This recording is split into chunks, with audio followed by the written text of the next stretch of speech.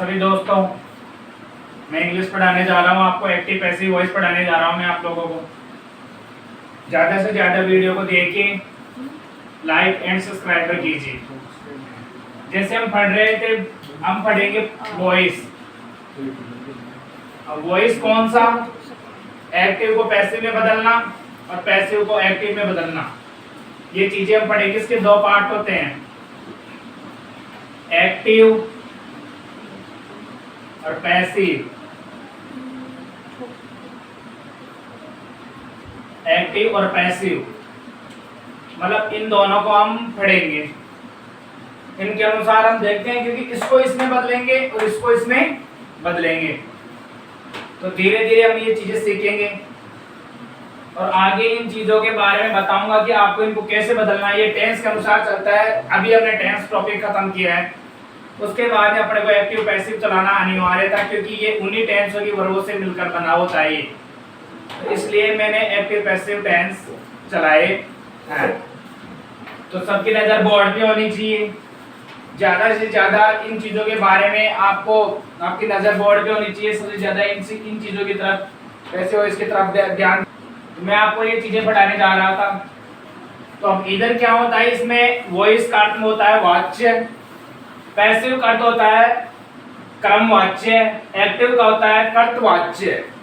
कर्त ये दो शब्दों से मिलकर बना होता है, जैसे कर्त और वाच्य। अब कर्त का मतलब होता है कर्ता। कर्त का मतलब क्या होता है? कर्ता। और वाच्य हो गया वॉइस। इसमें होता है क्रम। क्रम जैसे हम इसको क्रम लिख लेते हैं तो इसको ऑब्जेक्ट के रूप में माना जाता है, इसको सब्जेक्ट के रूप में माना जाता है। इसमें होता है सब्जेक्ट। ये सब्जेक्ट होता है, मतलब एक तरीके से कर्ता होता है। इसके बारे में जैसे कोई भी काम करेगा तो सक्रिय रहेगा, उसको कर्ता ही करेगा। कर्ता उस काम को सक्रिय करेगा, कर्ता ही उस काम को अच्छे से बनाएगा। जैसे कोई भी काम ले लो आप कि महेश स्नान कर रहा है, तो देखो महेश स्नान करता है या फिर कर रहा है। अब इसमें हर काम को कौन सक्रिय कर रहा है? महेश। तो ऐसे ही ये चीजें एक्टिव होती है, जो चीजों अब एक्टिव कौन करता है? कर्ता। मैंने आप लोगों को बताया, इसका मतलब एक्टिव का अर्थ हम सक्रिय है। जैसे इसमें सक्रिय होता है ना, तो कौन होता है? कर्ता होता है। कौन होता है? सक्रिय कर्ता होता है। ये चीजें मैंने आपको पहले बताई थी कि सक्रिय कर्ता होता है और एक्टिव का मतलब कर्तवाच्य। इस कर्ता, ये कर्ता के ऊपर ही चीज पूरी डिपेंड होती है, क्योंकि कर्ता ही इस चीज के बारे में ज्यादा वो करता है। जैसे ही हम पैसिव को देखते हैं, और पैसिव को देखने पर पैसिव का अपने को अर्थ पता, शाब्दिक अर्थ पता चलता है कि पैसिव एक ऐसा टॉपिक है कि जिसके अंदर हम एक्टिव को पैसिव में बनाते हैं। तो मैं ये बताना चाह रहा था कि जैसे मान लो कि कर्म है, कर्म होता है ऑब्जेक्ट। कर्म क्या होता है? ऑब्जेक्ट। अब इसमें ऑब्जेक्ट को प्रधानता दी जाती है। जैसे मैं बोलूं, इस चीज के बारे में समझाऊं कि इसमें तो होता है कर्ता, मतलब कोई किसी काम को कर रहा है, मतलब सब्जेक्ट, वो इस चीज में मजबूत होता है। ये मैंने आप चीजों को आपको पहले भी बताई थी। अब इसमें क्या होता है? कर्मवाच्य। इसमें क्या होता है कि जैसे मान लो ऑब्जेक्ट पहले आता है, क्योंकि इसमें प्रधानता किसको दी जाती है? ऑब्जेक्ट को दी जाती है। और हमेशा इसके अंदर वर्ब की थर्ड फॉर्म का प्रयोग किया जाता है। इसमें किसका प्रयोग किया जाता है? वर्ब की थर्ड फॉर्म का प्रयोग किया जाता है। इसे हम निष्क्रिय भी बोल सकते हैं। क्या बोल सकते हैं इसको? निष्क्रिय। हम इसको निष्क्रिय भी बोल सकते हैं, क्योंकि ये तो होता है सक्रिय और ये होता है निष्क्रिय। इसको बोलते हैं कर्तवाच्य, इसको बोलते हैं क्रमवाच्य। आप बैठे बैठे सभी स्टूडेंट मेरे अनुसार बोलिए कि इसको पैसिव को बोलते हैं निष्क्रिय और एक्टिव को बोलते हैं सक्रिय, एक्टिव को कर्तवाच्य और पैसिव को क्रमवाच्य। आपको भी बैठे बैठे ऐसे ही बोलना है। जितना बोलोगे आप उतना ही अच्छा आपके लिए बेटर रहेगा। मैंने बताया कि ये ऑब्जेक्ट होता है, ऑब्जेक्ट के बाद में कर्म होता है। इस ऑब्जेक्ट को ही कर्म कहते हैं। जो भी हम कर्म से स्टार्ट करते हैं पैसिव के अंदर और एक्टिव के अंदर करते हैं कर्ता से स्टार्ट। इसमें हमेशा वर्ब की थर्ड फॉर्म का प्रयोग होगा। हमेशा वर्ब की थर्ड फॉर्म का, ऑलवेज। हमेशा इसमें किसका प्रयोग होगा? वर्ब की थर्ड फॉर्म का प्रयोग होगा इसके अंदर। इस बात का ध्यान रखिए और ज्यादा से ज्यादा आप इन चीजों की प्रैक्टिस कीजिए। जितना ज्यादा प्रैक्टिस करोगे उतना ही अच्छा होगा। इससे इंग्लिश अपनी बहुत और वोकैब ज्यादा से ज्यादा आप मीनिंग से याद कीजिए। जैसे देखिए आप सभी इस चीज का स्क्रीनशॉट ले लीजिए सभी स्टूडेंट्स। देखो मैं आपको ये टेबल बताने जा रहा हूँ। इस टेबल को आप लोग अच्छे से याद करना, अच्छे से रीड करना है इस टेबल को, क्योंकि ये एक ऐसी टेबल है इसके अंदर दोनों अब 3 केस पढ़ते हैं। इसके अंदर हम सब्जेक्टिव केस, पॉजिटिव केस और ऑब्जेक्टिव केस। अब इसमें क्या होता है कि कर्ता मतलब कर्ता सब्जेक्टिव केस को बोलते हैं कर्ता कारक और पॉजिटिव बोलते हैं संबंध कारक और ऑब्जेक्टिव को बोलते हैं कर्म कारक। ये चीजें मैं आपको इसलिए बता रहा हूं क्योंकि जब हम एक्टिव को पैसिव में बनाएंगे तो ये चीजें अपने को बदलने में, जैसे सब्जेक्टिव को ऑब्जेक्टिव में बनाने में हम सब्जेक्टिव रूप लिखेंगे, उसको अपने को ऑब्जेक्टिव बदलना होगा। तो इस हिसाब से हम इस रूप को इस रूप में बदल देंगे। जैसे मैं आपको बताना चाह रहा हूं आई का आई हो गया। अब आई का जैसे सब्जेक्टिव आई सब्जेक्टिव रूप हो गया। अब आई सब्जेक्टिव हो गया तो आई का ये पॉजिटिव रूप हो गया आई माई मी। ये उसका क्या हो गया ऑब्जेक्टिव रूप हो गया ये इसका। अब ये इसका ऑब्जेक्टिव रूप हो गया तो इसके इधर ध्यान में थोड़ी इंक में साइड डाल लेता हूं, थोड़ी इंक डाल लेता हूं इसके मार्कर के अंदर इंक डाल लेता हूं। इस वजह से आप लोग है ना ऐसे करना, ज्यादा से ज्यादा कोशिश करना और वीडियो को ज्यादा से ज्यादा आगे बढ़ाना आप लोग। तो अब मैं आपको बता रहा हूं जैसे V का देख लो, V का हो गया V और V का हो गया V और अस। तो यहां तक आप लोगों को समझ में आए। अब जैसे मैं आप लोगों को बताता हूं, अब इसमें क्या होता है कि आएगा सब्जेक्टिव रूप भी, एक्टिव में आएगा ये अपने को पैसिव बनाना पड़ेगा। तो पैसिव में अपने को ये लिखना पड़ेगा क्योंकि इससे स्टार्ट करना पड़ेगा। तो यही सिस्टम होता है इसका। जैसे यू अब इस यहाँ पे यू योर है ना। जैसे ही हिम हिज, जैसे हिज यहाँ पे आ जाएगा है ना। आप लोग इधर ध्यान दीजिए हिज इसमें आएगा और हिम इसमें आएगा। अब ऐसे ही मैं आपको एक और लिखूं, जगह कम इसलिए थोड़ा और देखते हैं। जैसे सी और सी हार है ना। अब एक बचा इसमें तो उसको मैं ऐसे करता हूं। चलो आप पहले इसका स्क्रीनशॉट ले लीजिए सभी स्टूडेंट्स, फिर उसको भी बता देता हूं मैं भी। एक बचा दे। अब इधर ध्यान दीजिए एक बचा है जो इसको यहां पे लिखा देता हूं दे। अब देम देयर देयर। तो ऐसे ही आपको ये टेबल याद रखनी है। पहले यहाँ पे मैंने आई लिखाया था तो आई को भी आपको यहीं पे ध्यान रखने की, जगह कम होने के कारण हम कुछ चीजें आपको इसमें एडजस्ट कराने हैं। तो इस चीज को तरफ ध्यान दीजिए और ज्यादा से ज्यादा कोशिश कीजिए आप, क्योंकि एंजॉय करके पढ़िए अपना। ऐसा नहीं है कि जल्दीबाजी में आप ऐसी चीजों को फॉर्मेलिटी के तौर पर, अरे अच्छे से देखो, अच्छे से इनकी चीजों की प्रैक्टिस करो, बार बार इन टेबल को याद करो, आप रीड करो तो आपको और भी अच्छे से इन चीजों के ऊपर प्रैक्टिस होगी। और आपको इन चीजों के ऊपर आपको वो करना पड़ेगा, ज्यादा से ज्यादा इन चीजों पर फोकस होना चाहिए आप लोगों का और आपकी नजर बोर्ड पे होनी चाहिए सभी की। अब मैं आप लोगों को सेकंड टेबल बताने जा रहा हूँ। इसमें क्या है कि टेंस चेंज होगा। एक्टिव में जो चीज लिखी जाएगी आपको उसको पैसिव में बदलना है और पैसिव में जो चीज लिखी जाएगी आपको उसको एक्टिव में बदलना है। यही चीजें अपने को बार बार करते रहना है, इससे अपना एक्टिव पैसिव बहुत मजबूत हो जाएगा। मैंने अभी कुछ ही दिनों पहले टेंस कंप्लीट किया है। कल ही मेरा एक tense future perfect continuous tense खत्म हुआ है।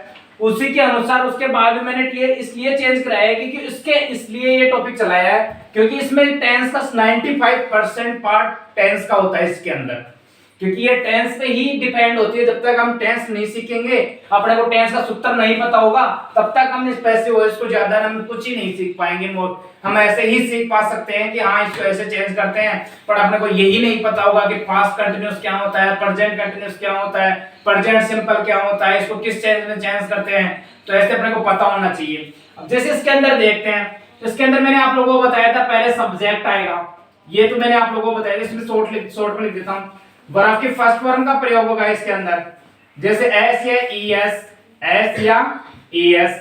मैंने आप लोगों को इसका नियम भी बताया था कि ईएस उसके साथ लगता है जिसमें ओ एक्स WOXZCH है ना, SS ये हो ना, उसके अंदर हम क्या लगाते हैं, ES लगाते हैं। बाकी जो बचे कुछ शब्द होते हैं उसके साथ हमने S लगाते हैं। अब इसके बाद मैंने आप लोगों को बताया था, इसके बाद में आता है ऑब्जेक्ट। ये चीजें मैंने आपको पहले भी बता दी थी जब टेंस पढ़ाया था उस टाइम। अब इसमें देखते हैं, इसमें देख इधर ध्यान दो, इसमें होता है ऑब्जेक्ट से प्रारंभ होता है। अब इसमें क्या होता है, ये तो होता है प्रेजेंट सिंपल का सूत्र। अरे सिंपल का है ना, PRESENT, प्रेजेंट सिंपल। ये आप लोगों को पता है कि प्रेजेंट सिंपल मतलब जो वर्तमान काल की बात करता है, जो सिंपल साधारण कि वर्तमान काल की वर्तमान में जी रहा हो उसके बारे में। अब ये इसमें भी प्रेजेंट होता है पर ये कंटिन्यूस होता है, इसमें भी प्रेजेंट होता है पर ये कंटिन्यूस में होता है। ये क्या होता है, कंटिन्यूस में होता है, आपको समझना है इस तरफ। तो इसके जैसे मान लो इज, इसमें आती है इज और एम और आर, है ना, और फिर वर्ब की थर्ड फॉर्म का प्रयोग होता है इसके अंदर, प्लस सब्जेक्ट। इसमें अब देखो ये इसका विपरीत हो गया, अरे इसका विपरीत हो गया, इसमें सॉरी, इसमें एक और एक चीज का प्रयोग होगा, क्योंकि इधर ध्यान रखना हमेशा, इसमें क्या होता है, बाय का प्रयोग होता है। किसका प्रयोग होता है, बाय का। वर्ब की थर्ड फॉर्म प्लस बाय और प्लस सब्जेक्ट। तो आपको ये पता होना चाहिए। अब देखो इसमें जैसे मैंने आप लोगों को सब्जेक्ट पढ़ाया था, तो इसमें सब्जेक्ट उसमें उधर चला गया सब्जेक्ट। अब इसमें वर्ब की फर्स्ट फॉर्म बताई थी, इसमें वर्ब की थर्ड फॉर्म का प्रयोग हो रहा है, इसमें बाय लग रहा है। इसमें एस बताया था, इसमें इज एम आर का प्रयोग हो रहा है। इसमें ऑब्जेक्ट बताया था, ऑब्जेक्ट इसमें प्रारंभ में आ रहा है। तो मैंने बताया था कि पैसिव कर्म पर डिपेंड होता है। अरे कर्म वाला पक्ष इसका मजबूत होता है पैसिव के अंदर, और एक्टिव के अंदर अपना क्या होता है कि सब्जेक्ट वाला पार्ट जो होता है वो मजबूत होता है। तो इसी हिसाब से हम इसको देखते हैं। तो अब देखते हो कि प्रेजेंट सिंपल को प्रेजेंट कंटीन्यूअस में चेंज करना होता है। ऐसे ही काफी टेंस होते हैं, उनको हम चेंज करना बताएंगे आपको, और ज्यादा से ज्यादा आप इन चीजों को देखिए और शेयर कीजिए। अभी जैसे ही मान लो मैं इसके बारे में बताऊं, दूसरा बताता हूं इसके बारे में, दूसरा किस चीज को चेंज करना अपने को। दूसरा जैसे मान लो कि इसमें प्रेजेंट उसको ले लेते हैं, नेगेटिव को ले लेते हैं। इसमें नेगेटिव का जैसे कोई रोल होता है इसमें, तो सब्जेक्ट हो गया प्लस इसमें वर्ब की फर्स्ट फॉर्म हो गई। ये तो देखो इसमें वर्ब की फर्स्ट फॉर्म का प्रयोग हो रहा है, इसमें वर्ब की फर्स्ट फॉर्म का प्रयोग हो रहा है, ये मैंने आप लोगों को पहले बता दिया था। अब इसके अंदर क्या होता है, इसमें डू डज होता है, इसका ध्यान रखना। इसमें क्या होता है, डू और डज। इसमें क्या होता है, डू और does plus not plus verb की फर्स्ट फॉर्म प्लस ऑब्जेक्ट, ये होता है ये। अब ये है, ये इसी का सूत्र है, प्रेजेंट सिंपल का ही सूत्र है ये, बट ये नेगेटिव का है, ये पॉजिटिव का है। पॉजिटिव होता है सकारात्मक, नेगेटिव होता है नकारात्मक। अब इसके बारे में आप लोगों को यहीं पे बताता हूँ ये क्या होता है। इसमें भी वही होता है, जैसे ऑब्जेक्ट हो गया, ऑब्जेक्ट के बाद में इसमें इज एम आर आ गए, इज एम और आर। अब इसमें क्या होता है, वर्ब की थर्ड फॉर्म प्लस इसमें होता है नेगेटिव में क्या होता है, हमेशा आप लोगों को पता है कि हेल्पिंग वर्ब के बाद में आप लोगों को पता है कि नोट लगता है, और वर्ब की थर्ड फॉर्म प्लस इसमें बाय प्लस सब्जेक्ट। अब ये भी इसी का सूत्र है, बस इसमें क्या है कि हमने नेगेटिव फॉर्म में बदल दिया इसको। किसमें बदल दिया, नेगेटिव फॉर्म में बदल दिया। ये नेगेटिव फॉर्म में बदलने के लिए इसमें जैसे नोट आ रहा है और इसमें भी नोट आ रहा है, यही नेगेटिव फॉर्म की पहचान होती है। वही प्रेजेंट कंटीन्यूअस का सूत्र ये है और प्रेजेंट सिंपल का सूत्र ये है, बस ये नेगेटिव में है और ये पॉजिटिव में है। यही चीजें अपने को देखनी थी, मैंने आप लोगों को बताया था यही चीजें अपने को देखनी थी। अब इसके बाद में देखते हैं पास्ट सिंपल। पास्ट सिंपल में क्या होता है, जैसे सब्जेक्ट प्लस, अब इसकी नेगेटिव की हेल्पिंग वर्ब होती है did plus not plus verb की फर्स्ट फॉर्म प्लस ऑब्जेक्ट।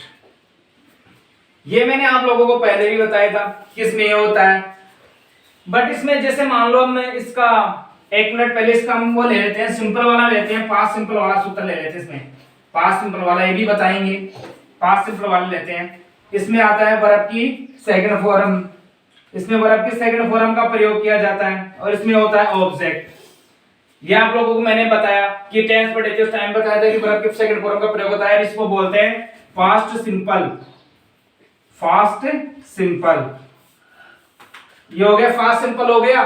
अब इसके बाद में इधर देखते हैं, इस फास्ट सिंपल को फास्ट कंटिन्यूअस में चेंज करेंगे तो वाज या वर का प्रयोग करते हैं। तो इसमें देखते हैं, पहले ऑब्जेक्ट आएगा, ऑब्जेक्ट के बाद में आप देखिए इधर जैसे वाज वर आ जाएगा, वाज और वर।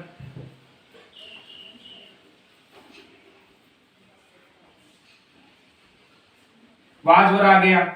अब इसके बाद में आप इधर ध्यान दीजिए, इसके बाद में आप इधर ध्यान दीजिए, वर्ब की कौन सी फॉर्म आएगी इसके अंदर, थर्ड फॉर्म। ये तो आप लोगों को पता है कि इसमें वर्ब की थर्ड फॉर्म आएगी। फिर बाय आएगा, फिर आएगा क्या, सब्जेक्ट। ये होता है पास्ट कंटिन्यूस। ये फास्ट कंटिन्यूस का है। ये चीजें आपको ध्यान रखना जरूरी है कि फास्ट कंटिन्यूस में क्या होता है, वाज वर्ब का प्रयोग किया जाता है, और फास्ट सिंपल में ये वर्ब के सेकंड फॉर्म। इसमें फास्ट सिंपल में क्या होता है, कोई हेल्पिंग वर्ब नहीं होती। आप पहले इसका स्क्रीनशॉट लीजिए, इसको उतारिए, फिर अब तक और बताता हूं थोड़ा, इसमें थोड़ा क्या और रह गया। तो आप इधर ध्यान दीजिए, मैं आपको एक चीज बताना चाह रहा हूं, क्योंकि ये अभी आज इसमें काफी टाइम लगेगा आपको, तो इसलिए मैं आज के लिए टेबल हाफ रखने जा रहा हूं। आपको यहीं तक इसको कंप्लीट करनी है, कल मैं इसको पूर्ण करा दूंगा इसको। और आपको जो भी इसको पहले ऐसे कीजिए, आप मैंने जो टेंस पढ़ाया है पहले, आप उनको ज्यादा से ज्यादा उनका देख के आप उनका रिवीजन कीजिए, और रिवीजन करने के बाद ये चीज आपको बहुत अच्छे से समझ में आएगी। ज्यादा से ज्यादा ऐसे समझ लो कि बहुत ज्यादा ये चीजें आपको कि ऐसे लगेगी कि हाँ बिल्कुल ख्याल सा है, ये तो बिल्कुल ख्याल है इसमें, तो ऐसी कुछ चीज नहीं। आप उसका रिवीजन कीजिए, आपको जो चीज चाहिए वो डिस्क्रिप्शन में मिल जाएगी आपको अच्छे से। और ज्यादा से ज्यादा वीडियो को देखिए, और ये चीज जो आज अधूरी रह गई है मैं इसको कल आपको पूर्ण करा दूंगा। Thank you very much.